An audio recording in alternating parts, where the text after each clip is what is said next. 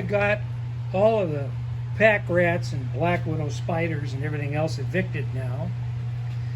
So welcome back to the channel, everybody. If you're new here, thanks for joining us, and we hope you enjoy the content here.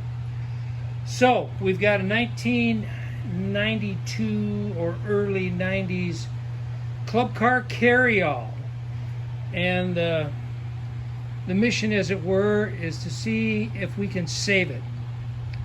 It has not been run in approximately 6 or 7 years, and the gas tank is full of 7-year-old rotten fuel. It's too bad we don't have smell-o-vision, because you'd get a real treat out of that. So we're going to do a little bit of assessing, but I think I've done most of that on a previous video. You can go back in the archives when I first hauled this thing home and take a look. But the first order of business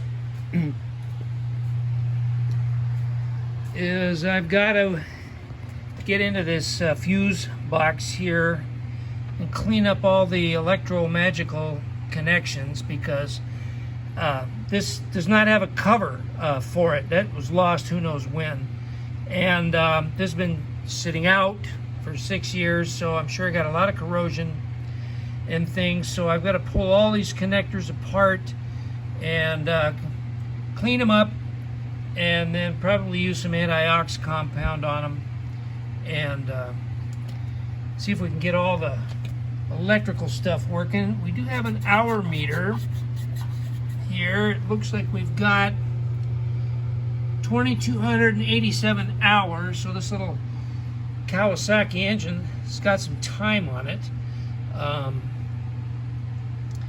The word I got from the last two owners, and I know them both, there was fuel pump issues. Somebody tried to solve it by bypassing the pulse fuel pump and installing a little clicky-clack electric fuel pump with some real choice electrical connections. They put a toggle switch here and ran direct to power from the battery, which we don't have a battery right now. It does go right there. So they just hooked on with that little toggle clip. And I think what happened is that fuel pump, which is really automotive style, probably overwhelmed this little single cylinder engine. I'm not so sure the original pulse pump is bad. The reason why I say that is the fuel tank vent probably dried up and cracked and blew away, so they glued, here, let me get over there and show you.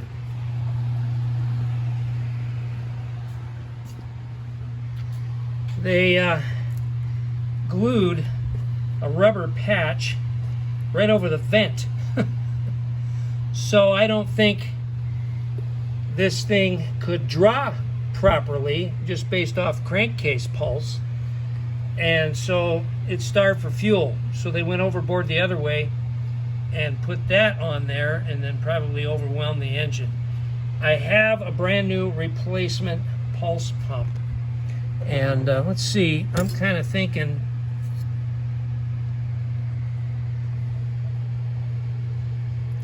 the oil is way over full and smells like gas. So I'm thinking that probably caused that. So let me get my cleaning stuff out, and we'll tackle the connections inside that box first. Then we'll remove the spark plug and check out what's happening there. I've got to dig out my little Harbor Freight battery-powered pump to drain this fuel, because it's nasty and there's a lot of junk inside that tank.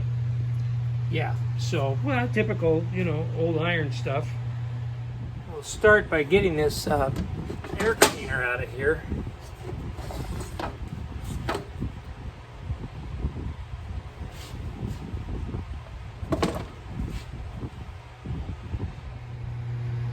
would say that air filter has seen better days. It's pretty crapped up, as it were.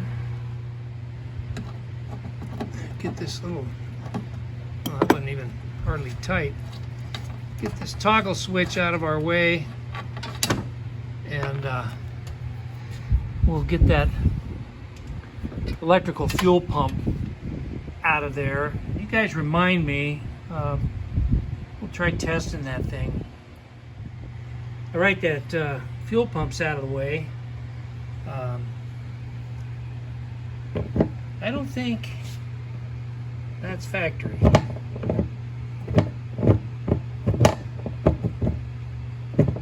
The fuel delivery as the culprit, I think, is becoming more and more certain here. According to my manual, which by the way makes this Club Car a 93 or 94 model, according to the serial number, there's supposed to be a 10 amp fuse in that slot, and there's a 20 amp. 20 amp goes here, 10 amp goes there. These two are blank. This is the Club Car Carryall 1. The Carryall 2 through 4 utilize these two other fuse spots there. So I'm going to pull this fuse out. I'm going to test it with an ohm meter, and then there's a lot of junk in there. I'm going to squirt some CRC electrical cleaner in there and then blast it out with compressed air. Well, I didn't get a reading on that fuse with it still installed in the fuse block, so we're just gonna test it here. If I can do this one-handed, that is. Excuse me a second. Oh, come on. That fuse checks out. I had to clean the oxidation off a little bit, but it checks out. Not sponsored, just what I use.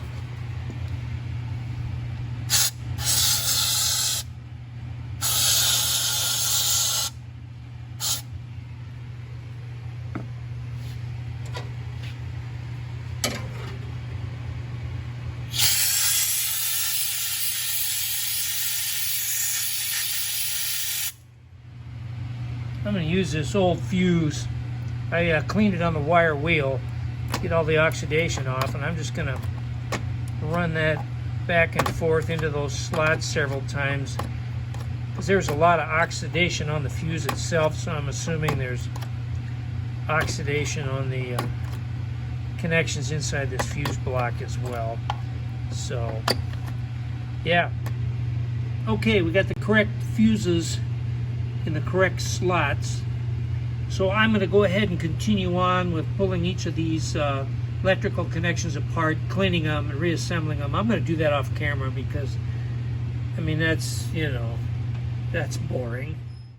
By the way, for those of you that commented on my two-part video series about restoring that International Harvester toolbox, and you had comments about paint, well, there you go.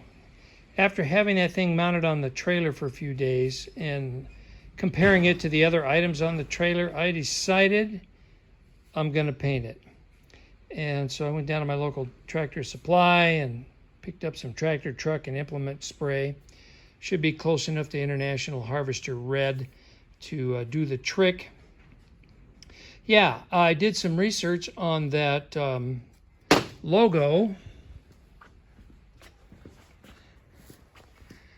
It was in existence from, oops, sorry, big fat finger in the way, from 1902 when International Harvester Incorporated to 1946 when International Harvester contracted with the industrial designer Raymond Loewy that invented the man on the tractor logo, which is probably what more of you are familiar with. Maybe not. That there. So that original initial one was International Harvester Corporation. That's the big C surrounding it all. Actually, those colors are backwards on that collector flag. The logo itself was burgundy over a white background. So I'm going to paint that whole toolbox red and then try to do a white circle background behind the logo. We'll see how that turns out. Well, this took a couple of hours to clean up, and the grounds were particularly crusty. So I took everything apart and wire brushed and sandpapered each connection, each terminal stud, and then treated them with Oxguard. This is antioxidant compound for electrical connections. And so I got all of this done, including the forward and reverse control switch, which also has a lockout. So you turn this knob, it disconnects the forward and reverse control switch, so you can fire up the engine and work on it without worrying about it taking off on you and crashing into something important. So anyway, all this electrical stuff is now done. So in the next video, I'm going to hook the jumper pack up, and we'll see if we get anything that gets hot or sparks or anything else. We'll pull the spark plug out, and we'll try and turn this this little Kawasaki engine over. So for now, I'm going to sign off and say thanks for watching, and we'll see you real soon for part 2 of this video.